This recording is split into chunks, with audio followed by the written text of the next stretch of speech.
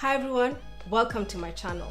Art Basel in Switzerland is just around the corner, and it reminded me that I went to Art Basel in Miami. I saw incredible art, including art by Black women artists who are making waves in the traditional art space. So I thought I would share 4 artists. Their work has portraiture as a theme, but I don't think they would describe themselves as portrait artists. They all use different mediums and different approaches. Naturally, at Janet's list, we are interested in brands and art by Black women and women of color. For this video, however, I should issue a disclaimer. None of these views are the views of my employer. These are simply my own views as someone who is not an expert but loves art, went to Art Basel, saw some incredible artists, and thought that she'd share those with you. So let's get straight into it.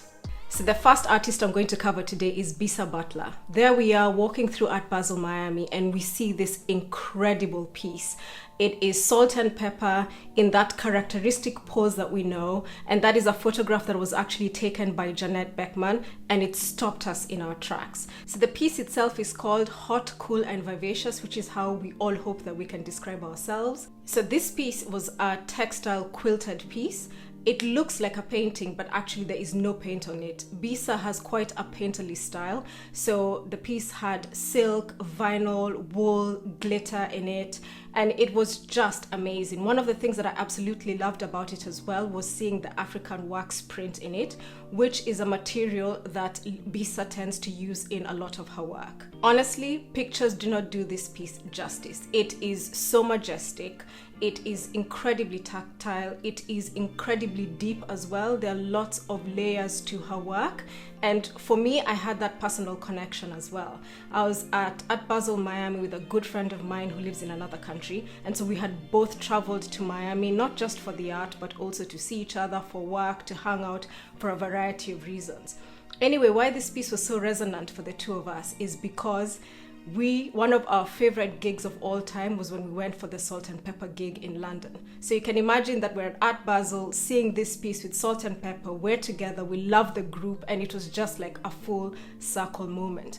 And I think art that really helps you see yourself, or art that tells you something about yourself, art that you can form that emotional connection with, is so important, which is why that was such a standout piece for me. It was incredibly arresting, and you could see that with the other people walking through the exhibition. It was one of those pieces that doesn't matter who you are. If you're walking through and you catch a glimpse of it, you're going to stop and you're going to take a look. Now, Bisa has been covered by New York Times. I can't wait to see more of her work. If you're in New York, she has an exhibition that's going on currently at the Jeffrey Deitch Gallery. I hope that her work will be shown at Art Basel in Switzerland. Fingers crossed I'll get a chance to see it again in person. But if you do not know about her and you want to find out more about her, follow her on Instagram. You will get a really good sense of the type of work that she produces. I love these pieces that blend that hip hop culture, contemporary cultural pop references with, the things that tell us about ourselves and that sense of belonging. As a Black woman who's born in East Africa, who's lived in London, to see a piece that captures all of those different elements of my life is incredible, which is why this is the first piece that I have discussed. The second artist that I saw at Art Basel in Miami is Wangari Mathenge. And even without doing any research about this artist, I knew that she would have Kenyan-born heritage just from her name. And that is true. She's a Kenyan-born artist. She now lives in Chicago. So the piece that I loved was the 3 Graces. And in terms of medium, it is oil on canvas. Seeing these 3 women in this intimate space is what caught my attention. There's a real feeling of like home, yearning, friendship, and it just completely drew me in. For anyone whose home is away from home, this is just a very familiar feeling of wanting to belong. And what I loved about this is the themes were quite familiar to me, but at the same time, it felt fresh and interesting. So a bit more about Wangari Mathenge. She moved to the US to study. If anyone has East African parents, they want you to be a lawyer, a doctor, an accountant. I think she ended up studying law, but left and has concentrated fully on her artistic career. There are obvious reasons why I have a huge crush on anyone who has escaped law. It's something that feels very familiar. Now, a bit more about her work. She tends to produce large-scale work A lot of her work features mostly women, and the context tends to be a blend of like traditional African society, a few diaspora influences, and just something that's quite fresh and contemporary as well. So at Art Basel, she was represented by Robert's projects. I am looking forward to seeing more of her work. If you've not heard about her, as usual, I'm going to drop her Instagram information on the screen. Please go and follow her. Please go and take a look. Please go and share some love. But that is the second artist that I'm going to cover. If you're enjoying this, please take a moment to like and subscribe to this channel. We're a small channel, so we need all of the help that we can get to get our videos to move through these YouTube streets. The third artist I'm going to talk about is Cheyenne Julien. So the name of this piece is Between Heaven and Here. The medium was oil and acrylic on canvas. And again, I saw this at Miami Art Basel in December last year. Cheyenne is an artist from the Bronx. Like most artists, she started at a very early age. At age 3, she was scribbling on the walls of her parents' house.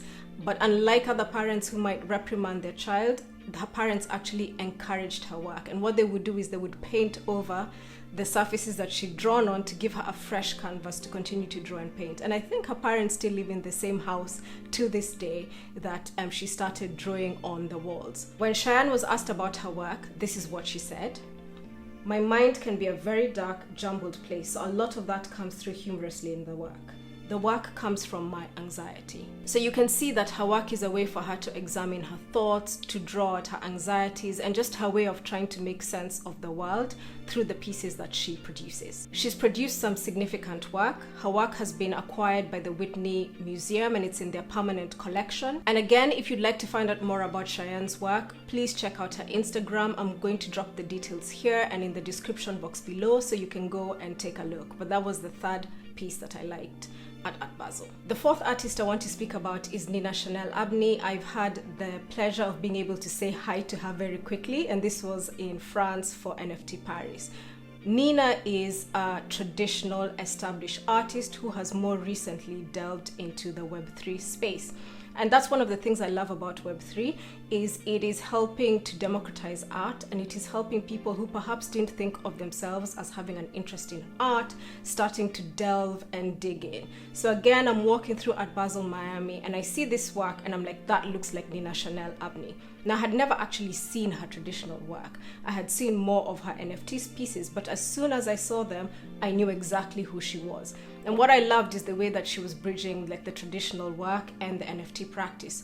I had her say in Paris that one of the things that she did at Basel was to do like a special walkthrough of her work for all of the people who held her NFT, which I thought was quite fun and quite an interesting way to bridge both of the worlds. But I'll tell you a little bit about her. The themes of her work include contemporary culture, representation, and sexuality. Her work is characterized with bold colors, symbols, overlapping shapes, and scattered numbers and figures. Her work has been described as pop surrealism, but she really has a style that's unique to her. Nina has described her work as being easy to swallow but hard to digest, which I think is spot on. Like at first glance, you look at these images and you think that you have a really clear vision of what it is you're looking at, but actually the longer you spend time with her work and the more you're able to look deeply into it, you start to see some of the connections that come from the scattered symbols, numbers, and shapes that she uses. If you're interested in seeing more of her work, I'm going to drop her Instagram details on the screen and I'm going to drop her Instagram handle below.